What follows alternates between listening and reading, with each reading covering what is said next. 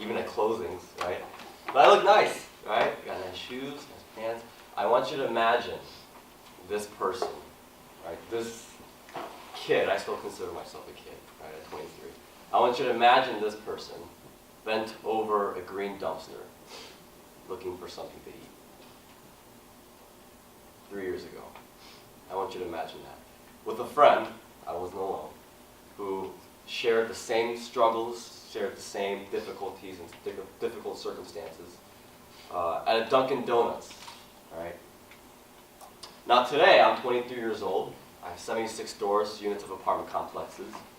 I own a marketing company that last year, working only about 3 hours a week, made $135,000 for me. And I lead a very different life. I travel all around the world. I was in Seattle, Los Angeles every single week for a month. I was down in Florida with my mentor Ed, negotiating for a deal. But I've traveled to DC, I've traveled to New York, Long Island, Texas, to teach people how to invest in real estate, build passive income, and create a life where they have financial freedom. Is that an astronomical transformation? Maybe, maybe not. It is a transformation. What I'm going to talk about for the next 10 minutes is what can you do to have that type of transformation? To make more money, work less time, and less stress. And it will make more of an impact in this world, right? So what I hope to do is, anybody can just walk through the 530 grid. Anybody can just read off this chart and tell you that this is important, right? You need more and better leads. Well, duh, right? But what I hope to do is I hope to create a spark within all of you today that inspires you, motivates you, and pushes you to do this work on your own. The greatest teacher is one who creates a sustainable student. That's all my mentors. Mark does that very well, right? The person I look up to the most, Jesus Christ, does that extremely well, right? Creating sustainable disciples. So I want you all to imagine this.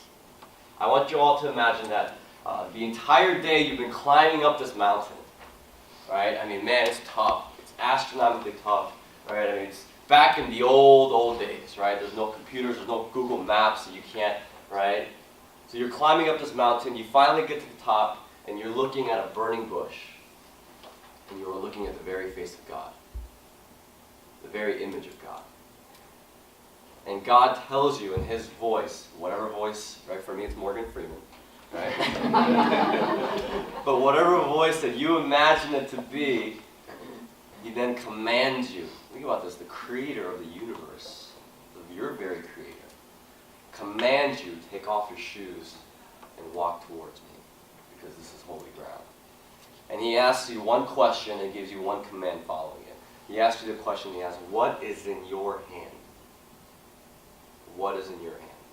And for those of you that know Scripture and the Bible rather well, you know that this story is about Moses, the man who leads the Israelites out of slavery into the Promised Land and eventually a nation that becomes Israel, right?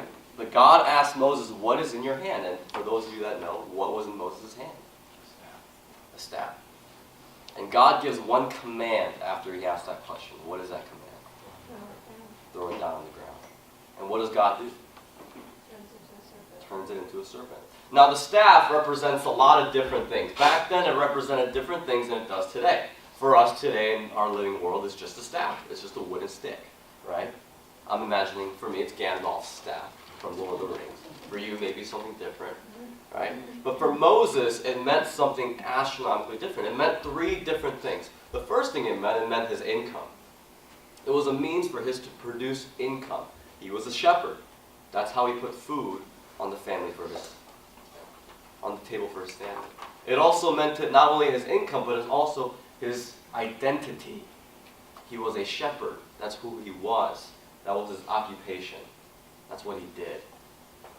And it represented a last thing. It not only meant his income, his identity, but it also meant his sphere of influence, the way he influenced others. He would use that staff to push sheep, to pull sheep, right? Even his own kids, right? Which at that time, you had a lot of kids. And that was to be his sphere of influence. And God asked Moses to not only put down his symbol of income, his identity, and also his influence. But once he put it down and once he let it go, God did something astronomically more important, more impactful, more amazing than what Moses could have done himself. And for those of you guys that know, he performed all his miracles using that staff. When the Israelites were in the desert, they were thirsty. God told Moses, strike that rock with your staff and water will come out. When the people of Israel were facing a sea and the armies of Pharaoh were behind them, God instructs Moses to strike the staff down on the ground and the sea will be split open. He performs every single miracle with that staff. So what do I mean by that? Well, the first question that I want to ask all of you today is, well, what is in your hand? What is in your hand? What is your sphere of identity, influence, and income? And what could you do to let it go, put it down? Because all of you are here for a certain reason. We all have intention. But I challenge you to think in a different way, that intention is beyond just you. It's beyond just yourself. Some of you have children that depend on you. Some of you have parents who have sacrificed astronomical things for you to live. For me, my parents were immigrants. My parents made astronomical sacrifices for our family to even be here in the United States. And for me to have opportunities where I can own a business and be an entrepreneur and invest in real estate. So many of you here, you're here with the hope to pick up some nuggets that will not only make your decisions less selfish, but for you to create a legacy for not only your kids, your family members, but every single person you interact with. There are people waiting to hear your story. There are people waiting to hear your life story, your lessons, the things that you have picked up, because they need it. They need someone like you to influence them. Right? So I challenge you today, what is in your hand? So my DNA for business, the spark that really sparked my 3-year transformation of going from negative $200 on my bank account with a maxed out credit card to today, I do what I do in real estate. That spark for me was defining my purpose.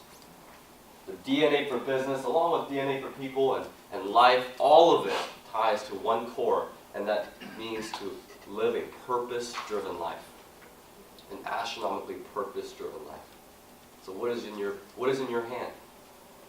What is your purpose? How will you make an impact? How will you leave a legacy here? What will you learn today that will create a chain reaction to what you will do in the future? So I encourage you, as you leave this place, and even as you're still here, be more intentional. Have a system like the 530 grid. You have a clear-cut template on how you're going to create that impact, how you're going to create, how you're going to draw out your vision, how you're going to live that purpose out. You have a clear goal. You have a clear template. So I encourage you to take your own time, be sustainable, be disciplined in doing that. So I want to end with a quote that I've lived for my life. It's by Ralph Waldo Emerson.